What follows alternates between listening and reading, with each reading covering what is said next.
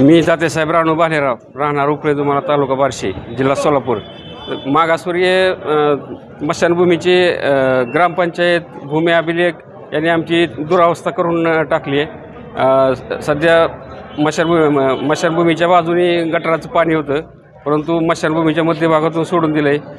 गेल्या 50 वर्षापासून आम्ही प्रयत्न करतो आहे, पण ग्रामपंचायत किंवा शासन कोणीही त्याकडे लक्ष देत नाही.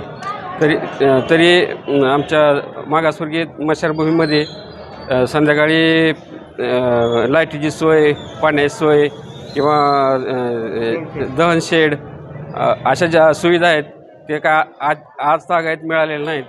तरी शासनाने याकडे लक्ष घालून आमच्या तसेच शेजारचे शेतकरी स्मशानभूमीत अतिक्रमण करत आहेत.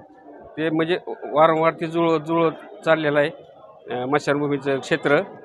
तरी याकडे लक्ष देऊन शासनानं आम्हाला न्याय मिळवून द्यावा हे आमची विनंती. 20 गुंठे. त्याच्यामुळे 5 गुंठे रस्त्यासाठी सोडलेले आहेत आणि 15 गुंठे स्मशानभूमीसाठी आहे. 15 गुंठेमध्ये पण त्यांनी अतिक्रमण केलेलं आहे. जागेमध्ये आता सध्या काय आहे? जागेमध्ये काहीच नाही, सर्व खुली जागा आहे, गटाराचं पाणी आहे, गटारीचं पाणी ग्रामपंचायतीने सोडलेलं आहे आणि कोणीच दखल घेत नाही. त्याच्यामध्ये पाणी सोडल्यामुळे तिकडे उतार आहे का? नाही. पहिली गटार बाजूनी होती स्मशानभूमीच्या. या आठवड्याच्या 8-10 दिवसाच्या आतमध्ये ते ग्रामपंचायतीनं स्मशानभूमीच्या मधूनच पाणी सोडून दिलंय. हे आता तहसील कार्यालयात तक्रार करायला आलोय, ग्रामपंचायतीला कळवलंय त्याबाबत. समाजाची संख्या 250-500 असेल. 500 लोकसंख्या.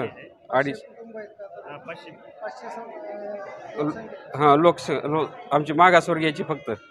लखन विक्रम भालेराव, राहणार उपळे दुमाला. दलित समाजातील गेल्या 50 वर्षापासून स्मशानभूमी हे पडीक पडल्यासारखे आहे. तिकडे जर पाऊस आला तर आम्हाला दहनशेड नाही, पाण्याची सोय नाही, लाईटीची सोय नाही.